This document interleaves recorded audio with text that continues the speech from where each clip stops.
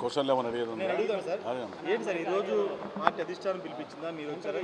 ఏమి అధ్యక్షుడికి నిన్నటి రోజు మాజీ ప్రజెంట్ ఉపసభాపతి రఘురామకృష్ణరాజు గారు, బుద్ధప్రసాద్ గారు, మేమంతా కూడా చెన్నైలో ఒక సమావేశంలో మొన్నటి రోజు పార్టిసిపేట్ చేసి నిన్న ఆన్ ది వే అనంతపురం వస్తుంటే పల్లా శ్రీనివాస్ గారు ఫోన్ చేశారు రాష్ట్ర పార్టీ అధ్యక్షులు. చేసి ఏం జరుగుతుంది ఏదో వివరణ అడిగాడు. నేను ఫోన్లో మాట్లాడలేను, నేనే వస్తాను, మీకు వచ్చి ఎక్స్ప్లెయిన్ చేస్తానని చెప్పి వచ్చాను. నాతో పాటుగా కొంతమంది బాధితులు వచ్చారు, సమస్యలు మా దీంట్లో ఉన్నప్పుడు ఆ బాధితులను కూడా కలిపాను. ఈ సమస్యలు ఉన్నాయి చూడండి అని చెప్పాను.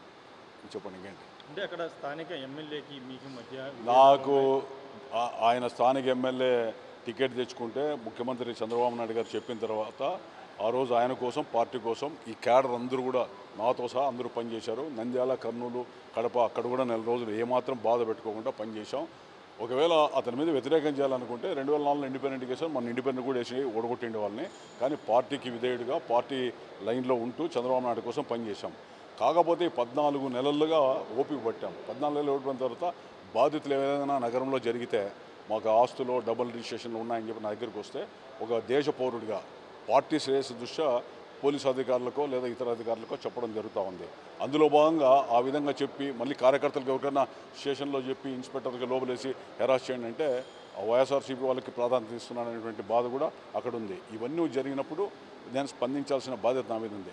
నేను పులివెందుల ఎన్నికల్లో నేను ఉన్నాను. ఎలక్షన్లో ఉన్నప్పుడు 5 మంది 6 మంది వైఎస్ఆర్ వాళ్ళు వచ్చి పార్టీ ఆఫీస్లో సస్పెండ్ చేయాలని అడిగారు. అప్పుడు నేను అడుగుతున్నా, ఇప్పుడు కూడా పల్లా శ్రీనివాస్ గారిని అడిగాను, నన్ను పార్టీ నుంచి సస్పెండ్ చేయమని ఆ 4 వైఎస్ఆర్సీపీ వాళ్ళు ఎవరైతే ఇచ్చారో ఎవరు, ఎందుకు ఇచ్చారు, ఏ కారణంతో ఇచ్చారో నాకు వివరణ కావాలా. ఆ విధంగా మాట్లాడుతూ ఉంటే నేను పార్టీలో నేషనల్ జనరల్ సెక్రటరీగా లేదా పార్టీలో సీనియర్గా మాజీ ఎమ్మెల్యేగా ఉన్న వ్యక్తిని, అతని ఎన్నికల కోసం కూడా కష్టపడిన కార్యకర్తలలో నేను భాగస్వామైన వ్యక్తిని, ఎందుకు కరెక్ట్ కాదు కదా అడిగినప్పుడు వివరణ ఇచ్చాను. నేనే పల్లా శ్రీనివాస్ గారు నన్ను పిలవాల, ఆయన ఫోన్లో చెబితే నేనే లేదు నేను వస్తానని చెప్పి వచ్చి వివరణ జరిగింది. ఆ కార్యకర్త ఎవరైతే బాధితులు ఉన్నారో ఆసరా హాస్పిటల్ సాయినగర్ ఉంది, అన్యాయం జరిగిందని చెప్పారు, వాళ్ళని కూడా కలిపాము. తర్వాత ఇతరత్ర మిగిలిన వాళ్ళు కూడా వేరే ఒక 7 ఎకరాల స్థలం ఉంటే వాళ్ళు కూడా అర్జీ ఇచ్చారు. వాళ్ళు దాదాపు 100 కోట్ల ప్రాపర్టీ మాకు డబుల్ రిజిస్ట్రేషన్ అయిందని సబ్ రిజిస్టర్ ఆఫీస్లో ఇట్లా జరుగుతుందని చెప్పి అవన్నీ కూడా ఇచ్చాను.